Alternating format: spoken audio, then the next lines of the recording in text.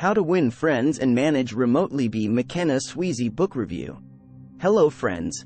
Today I am going to review the book, How to Win Friends and Manage Remotely, by McKenna Sweezy. Empathy makes you a better manager, especially for remote teams. Managers must engage their remote team members and get them to cooperate positively with one another even though they may never meet. With work from home, WFH, becoming a new norm, we've added another layer to the difficulties of being an empathetic person in the office. A rank or two up the ladder, executives want to increase the involvement of their best managers, including those with remote teams, encourage them, coach them remotely, and make sure they don't quit. Remote work undercuts personal connections, but it does have benefits. One risk of remote work is that people you spend a lot of time with can lose their humanity and become two-dimensional images on a screen. While this personal distancing is a difficult side effect, employees appreciate remote work's flexibility. Remote workers feel they can concentrate on their work while achieving a better work-life balance. One result of remote work is that team communication, which once relied on the in-person nuances of body language, facial expression, eye contact, and tone of voice, now operates in a whole new arena. Virtual management requires understanding how empathy works.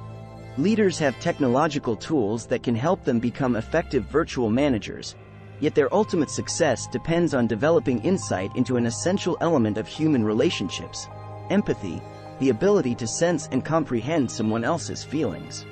In a work-from-home setting, empathy doesn't change at its core, but how we demonstrate it requires some special attention. As a manager, consider how you employ empathy, how you tap into your understanding of other people and the emotions they are experiencing. Can you pick up on their signals and read them correctly? The need for empathy prevails whether your employees are with you in the office or report to you from their homes. Distinguish between empathy and sympathy. While you need to understand how others feel, that is empathy, you don't have to agree with them, which would be sympathy. Science says empathy starts with babies. Children perceiving and then mimicking their parents' emotions, shown to them by facial expressions, tone of voice, physical gestures, and so on. Employees' performance improves with managerial empathy. Empathetic treatment boosts their abilities, makes them easier to direct, and increases their capacity for working cross-functionally. When your employees work from home, that makes it harder to have such a direct impact. You can remediate that problem by adopting a popular third option: a hybrid strategy mixing remote and in-office work. For your employees to be able to work this way, you must structure their assignments accordingly. For example, individuals should have both independent assignments and interactive tasks, but should not have to interact in person constantly in order to achieve their goals. To align evaluations with what people can achieve when they work remotely or on a hybrid schedule, managers should assess their employees based on measurable, numerical outcomes, rather than hours worked. To help you carry out your remote work successfully, give it a designated chunk of time and set aside space at home that gives you a sense of being in a work zone, the same sort of feeling being in an office provides. Keep your emotions under control. Your ability to understand what your team members and colleagues feel depends on your capacity to keep your own emotions in check. You can't assess other people's views accurately unless you can contain your own feelings, so they don't cloud your judgment. Be aware that negative emotions can spread infectiously, because bad moods are contagious. The primary requirement you must fulfill to understand other people's viewpoints is to listen to them, either in person or remotely. Absorb what they say, consider what they may not be saying, and make them feel heard. What does energy have to do with empathy? Your emotional state allows you to focus on others. Bringing your best self makes others feel good. How you think and feel affects the kind of attention you can pay to others. If you feel happy, others will pick up cheerful feelings from you. Conversely, if you obviously feel down, others may reflect your misery. When people work in an office, they interact in a human manner. They may fight, become friends, collaborate, or even fall in love. However, virtual connections tend to dehumanize participants. To combat this dehumanization, enhance your communication skills. Leaders may see video conferencing as a potent tool, but it, too, has weaknesses. For instance, it can make participants feel tired. Your brain must work extremely hard to absorb the information you receive in an online conversation. When you are paying attention to speakers online, your brain processes what they say in an entirely different way than it does when you are meeting with them in person. You must derive all the information you can about another person's body language and its meaning from the few hints you glean from images on a screen. Digital communication disrupts the natural cadence of a one-to-one conversation, especially when more than two people participate. Make yourself more accessible to your colleagues. When you communicate remotely, consider methods you can use to remain aware of your colleagues' or teammates' individual humanity. Everything you say or do will convey a message. Be thoughtful about how you present yourself, and be aware of your wardrobe, tone of voice, speaking pace, gestures, and facial expressions. Just because you can go to work every day wearing just your underpants on the bottom doesn't mean that we've entered a utopia where looks don't matter. They still do.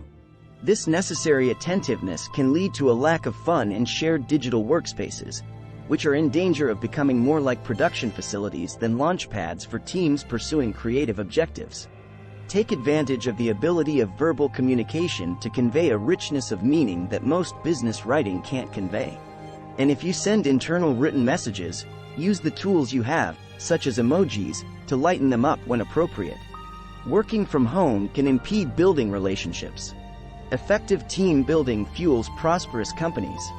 When Gallup studied how teams function or fail, it found that engagement, which takes place when employees feel enthusiastic and involved in their work, plays an important role. The findings of a Google study called Aristotle reflects that empathy also plays a pivotal role. The study underscores the importance of psychological safety in creating a successful team. Members should feel comfortable moving team discussions outside of subject areas they see as routine or safe.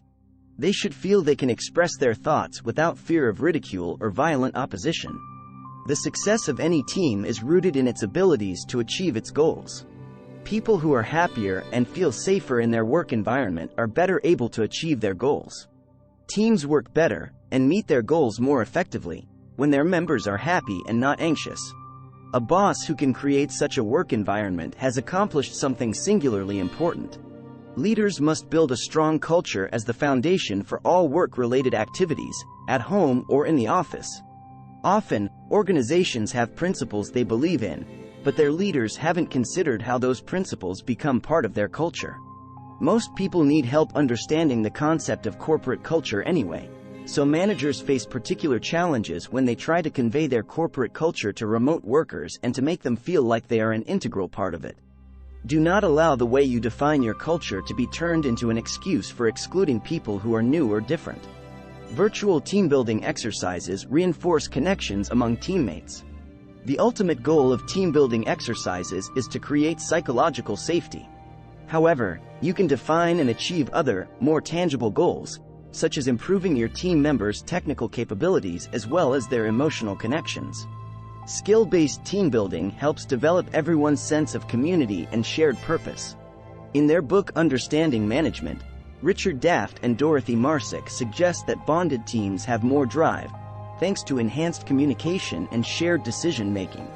If you don't have a safe space as a team to allow for imperfection and innovation, no team-building activities will get off the ground because people will be too busy trying to protect themselves. To execute virtual team-building exercises, consider your goals, timing, and the player's reaction. To plan appropriate activities to build relationships, consider a range of possibilities. For example, think about how often you should hold your team-building exercises. You risk alienating your team members if you don't hold enough activities, but people also could interpret an excess of meetings as your failure to understand the importance of their time. To build durable links with your employees, foster a healthy team environment.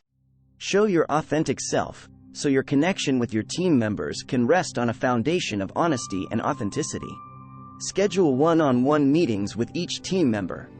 Before you talk to a remote colleague, consider how the conversation might go if you were meeting in person.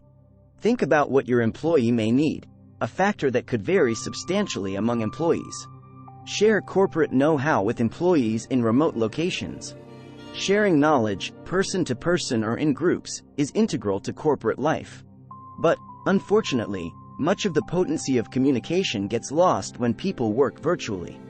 Remote leaders must devise communication methods that deliver appropriate information to the right people. Fortune 500 companies lose an estimated $31.5 billion a year because they fail to share knowledge properly. Your team should work out the best ways for members to share ideas in an environment where people access information at different times and from different locations. Make sure members can get to the information they need, either in summary or in detail.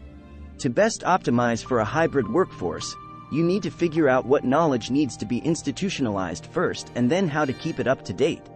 Effective information sharing clarifies your organization's work and its environment and helps team members feel safe, certain, and confident. When people work amid uncertainty, they are ill at ease. To help your team focus its energy, be thoughtful about what you communicate and work to resolve team members' uncertainties. Leaders have to develop methods for capturing documents and distributing knowledge. Make sure new employees have access to your organization's knowledge, contacts, and other information they need to work effectively, as well as access to their team's communications. Enable potential hires to show their strengths in your job interviews. When job applicants feel nervous in an employment interview, they don't perform as well as they could. The person interviewing them should recognize that dynamic. Organizations that make job candidates feel at ease may gain a larger pool of candidates. The people you are interviewing need to feel that you are listening to them. Give candidates an impression of psychological safety while acknowledging that your work environment makes demands on employees. Be empathetic but clear about what the job entails. Boost your capacity for empathy. Leaders should feel curious about people they don't know. To work on your empathy skills, use social media sites like Instagram to follow a variety of people with whom you might not ordinarily interact. When they post something you don't understand or agree with, try to see it from their point of view. To find people looking at issues from different perspectives, check a Reddit forum called Change My View. Or, to gauge how someone approaches an issue, try to explain a skill or problem you know well to him or her and be aware of the reaction you get. Consider someone whose life differs from yours. Learn how people of another faith worship, or observe how people live in a neighborhood that is different from yours. Reading literary classics also can help you understand someone else's point of view. And, for solitary pursuit of empathy, boost your compassion with loving kindness meditation. Takeaways. Empathy makes you a better manager, especially for remote teams. Remote work undercuts personal connections, but it does have benefits. Virtual management requires understanding how empathy works. Distinguish between empathy and sympathy. Keep your emotions under control. Make yourself accessible to your colleagues. Working from home can impede building relationships. Virtual team building exercises build connections between the team and individuals. Share corporate know-how with employees in remote locations. Enable potential hires to show their strengths in your job interviews. Boost your capacity for empathy. Please like, share, and subscribe for more videos. Thanks for watching.